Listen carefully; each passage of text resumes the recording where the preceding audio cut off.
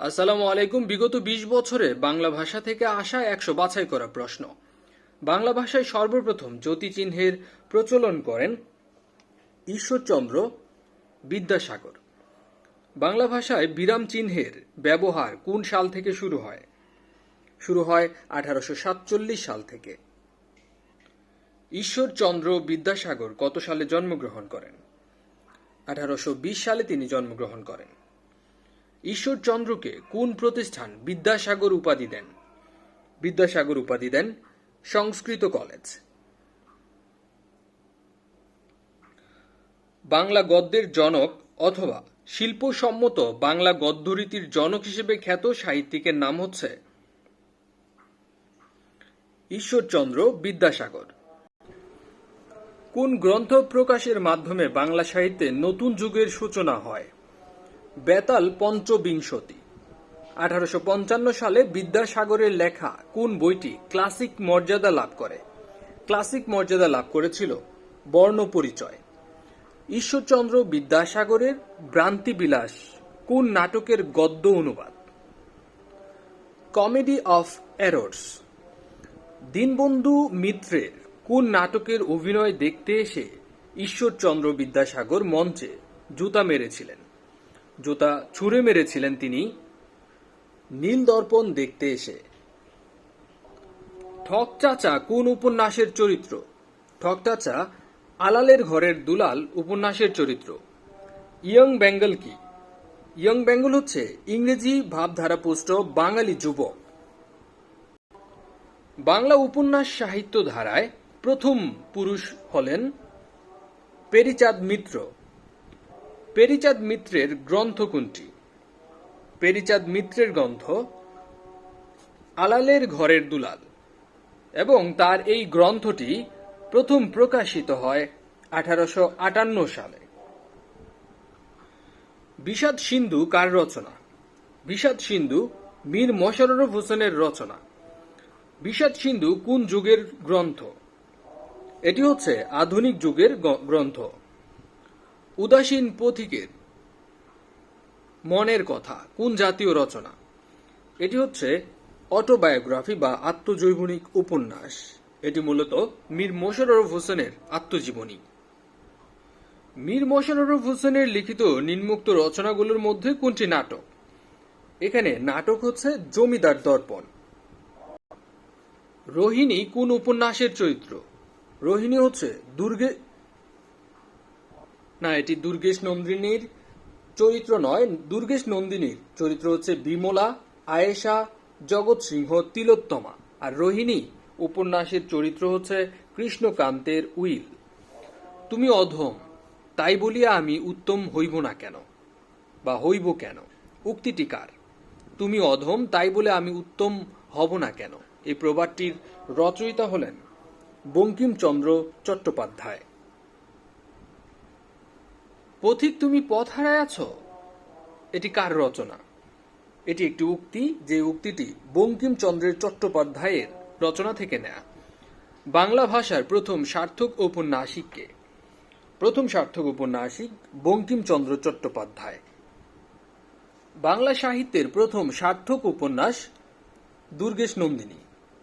বঙ্কিমচন্দ্র চট্টোপাধ্যায়ের কৃষ্ণকান্তের উইল উপন্যাসের প্রধান দুটি চরিত্র হচ্ছে রোহিণী এবং গোবিন্দলাল। বঙ্কিমচন্দ্র কোন পত্রিকার সম্পাদক ছিলেন?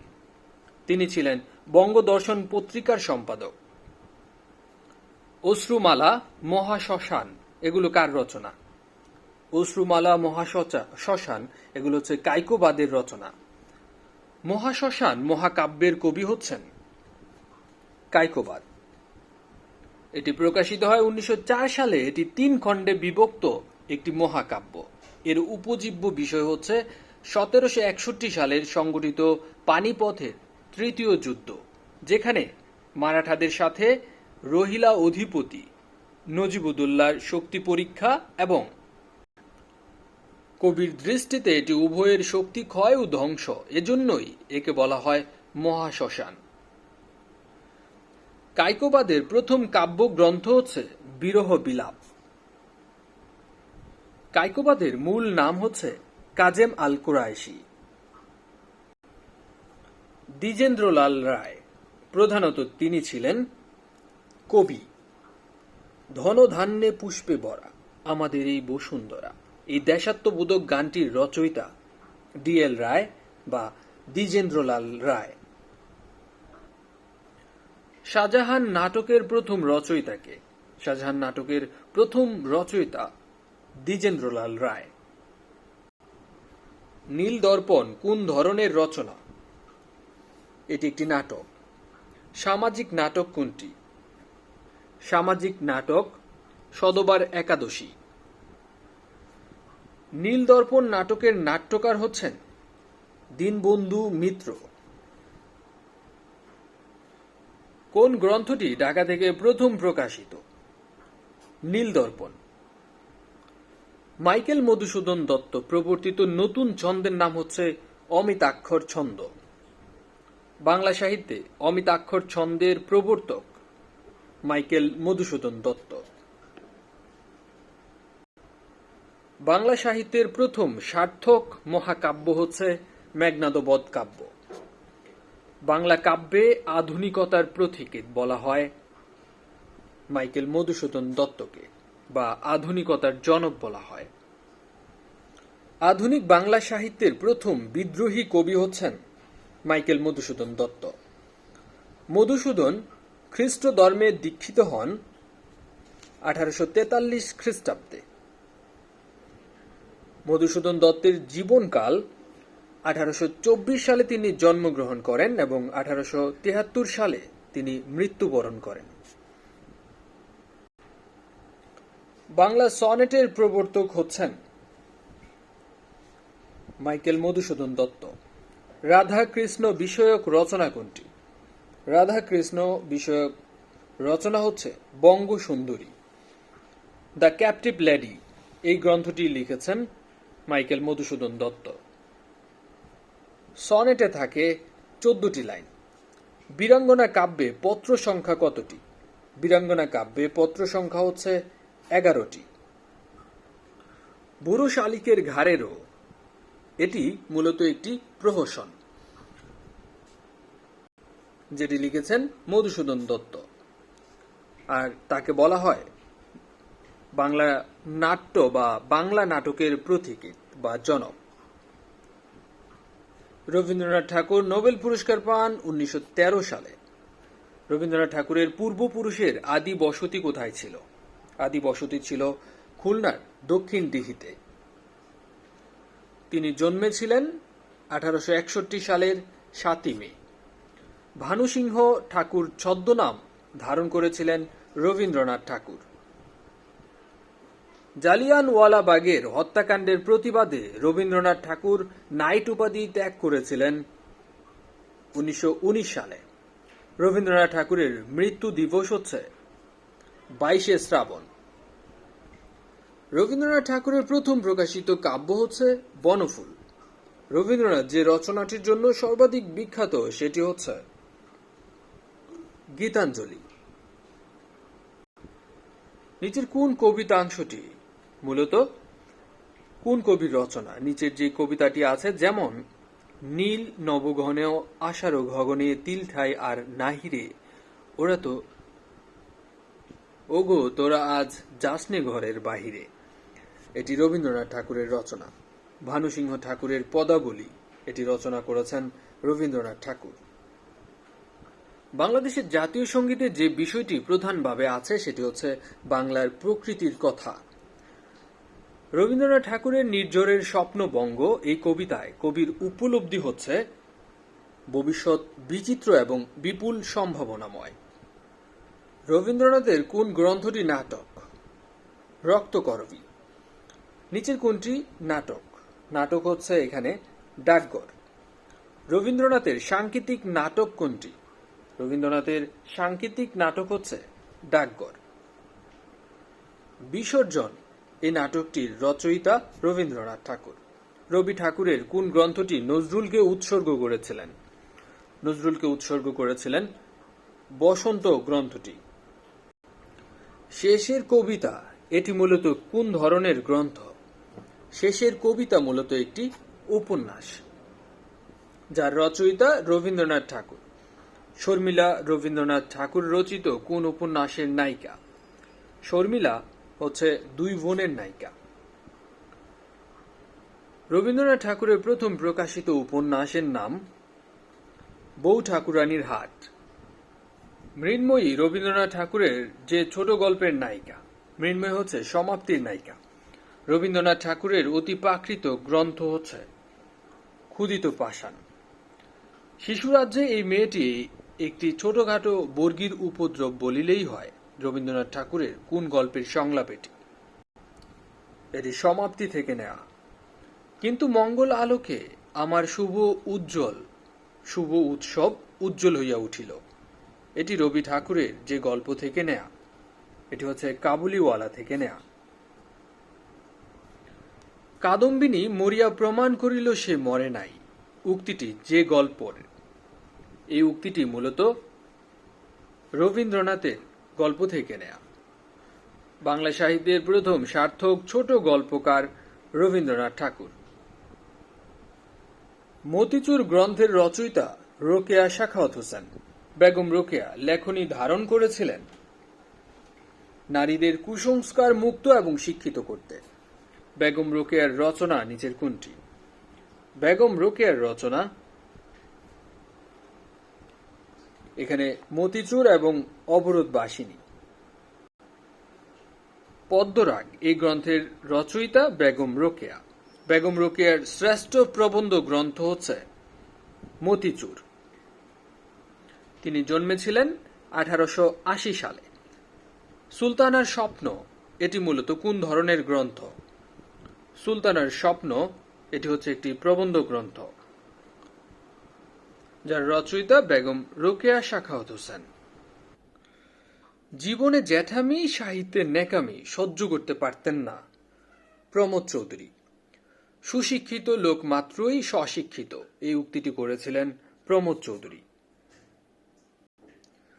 বাংলা সাহিত্যে যে লেখক বীরবল ছদ্মনামে পরিচিত তিনি হচ্ছেন প্রমোদ চৌধুরী। সবুজপত্র পত্রিকার সম্পাদক ছিলেন প্রমোদ চৌধুরী। তাছাড়াও চার ইয়ারি কথা, ফরমায়েশি গল্প, তেল নুন লাকড়ি এগুলোর রচয়িতা প্রমোদ চৌধুরী। কাজী এমদাদুল হকের আবদুল্লাহ উপন্যাসের মূল উপজীব্য বিষয় ছিল কুসংস্কারাচ্ছন্ন মুসলিম সমাজ ব্যবস্থার চিত্র অঙ্কন করা। কাজী এমদাদুল হকের আবদুল্লাহ উপন্যাসের উপজীব্য বিষয় অন্যভাবে যেটি বলা যায় সেটি হচ্ছে তৎকালীন মুসলিম মধ্যবিত্ত সমাজের চিত্র। ইসমাইল হোসেন সিরাজির গ্রন্থ হচ্ছে রায় নন্দিনী। অনল প্রবাহ কাব্য রচনা করেছেন ইসমাইল হোসেন সিরাজি। ইসমাইল হোসেন সিরাজির জন্মস্থান সিরাজগঞ্জ জেলায়। স্পেন বিজয় এটি তার বিখ্যাত গ্রন্থ বা কাব্য। এই কাব্যের রচয়িতা ইসমাইল হোসেন সিরাজি। সৈয়দ ইসমাইল হোসেন সিরাজির কোন গ্রন্থটি ব্রিটিশ সরকার কর্তৃক বাজেয়াপ্ত হয়েছিল? বাজেয়াপ্ত হয়েছিল অনল প্রবাহ। কত খ্রিস্টাব্দে শরৎচন্দ্র চট্টোপাধ্যায় কলকাতা বিশ্ববিদ্যালয়ের জগদ্ধাত্রী পদক লাভ করেন? 1923 সালে। শরৎচন্দ্র চট্টোপাধ্যায়ের কোন উপন্যাসে ত্রিভুজ প্রেমের চিত্র অঙ্কিত হয়েছে? অঙ্কিত হয়েছে গৃহদাহ উপন্যাসে।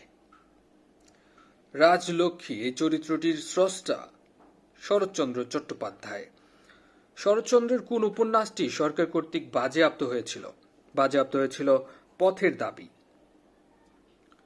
শেষ প্রশ্ন এই উপন্যাস লিখেছেন শরৎচন্দ্র চট্টোপাধ্যায়।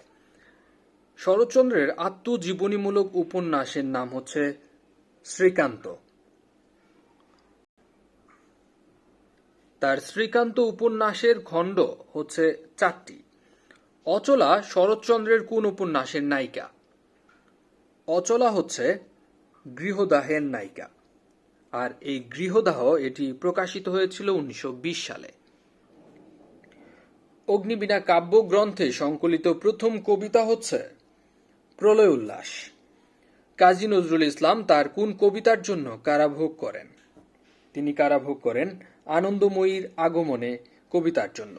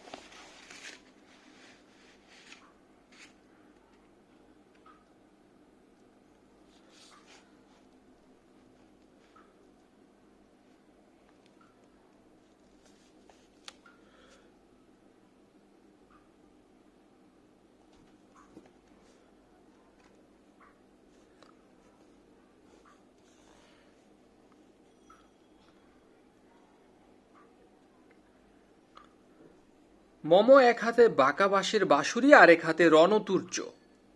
নজরুল ইসলামের এটি হচ্ছে বিদ্রোহী কবিতার একটি চরণ। কাজী নজরুল ইসলামের রচনা নয় নিচের কোনটি? রচনা নয় বালুচর, কারণ এটি জসিমউদ্দিনের রচনা। দেখিয়া শুনিয়া খেপিয়া গিয়াছি, তাই যাহা আসে কই মুখে। এই কবিতার অংশটুকু মূলত আমার কৈফিয়ত কবিতার অংশ। গাহি সাম্যের গান, ধরণীর হাতে দিল যারা আনি ফসলের ফরমান। এটি কে বলেছেন? এটি বলেছেন কাজী নজরুল ইসলাম। ঝিঙে ফুল এই কবিতার কবি হচ্ছেন কাজী নজরুল ইসলাম। কোনটি কাজী নজরুল ইসলামের উপন্যাস? কাজী নজরুল ইসলামের উপন্যাস হচ্ছে কুহেলিকা। নজরুলের প্রথম উপন্যাস হচ্ছে বাঁধনহারা। কাজী নজরুল ইসলামের উপন্যাস নিচের কোনটি? তার উপন্যাস হচ্ছে মৃত্যু ক্ষুধা। কাজী নজরুল ইসলামের মূলত উপন্যাস হচ্ছে চারটি: বাঁধনহারা, মৃত্যু ক্ষুধা, কুহেলিকা এবং জীবনের জয়যাত্রা। তার মধ্যে বাঁধনহারা হচ্ছে তার লেখা প্রথম উপন্যাস এবং এটি বাংলা উপন্যাস সাহিত্যের প্রথম পত্র উপন্যাস। কাজী নজরুল ইসলামের মৃত্যু ক্ষুধা উপন্যাসের পটভূমিতে অঙ্কিত হয়েছে ত্রিশাল গ্রামের সাধারণ মানুষের জীবন। হাসুলি বাকের উপকথা কার লেখা? এটি তারাশঙ্কর বন্দ্যোপাধ্যায়ের লেখা। তারাশঙ্কর বন্দ্যোপাধ্যায়ের ত্রয়ী উপন্যাস কোনগুলো? ত্রয়ী উপন্যাস হচ্ছে ধাত্রী দেবতা, গণদেবতা এবং পঞ্চগ্রাম। অদ্বৈত মল্লবর্মণের তিতাস একটি নদীর নাম, এটি মূলত কোন ধরনের রচনা? এটি একটি উপন্যাস। পাঠকের মৃত্যু এর রচয়িতা বনফুলের প্রকৃত নাম হচ্ছে বলাইচাঁদ মুখোপাধ্যায়, অর্থাৎ বলাইচাঁদ মুখোপাধ্যায়ের ছদ্মনাম হচ্ছে বনফুল। নদী ও নারী এটি কার রচনা? এটি লিখেছেন হুমায়ুন কবির। সূর্য দিগল বাড়ি এই গ্রন্থটির রচয়িতা হচ্ছেন আবু ইসহাক। জয়গুণ কোন উপন্যাসের চরিত্র?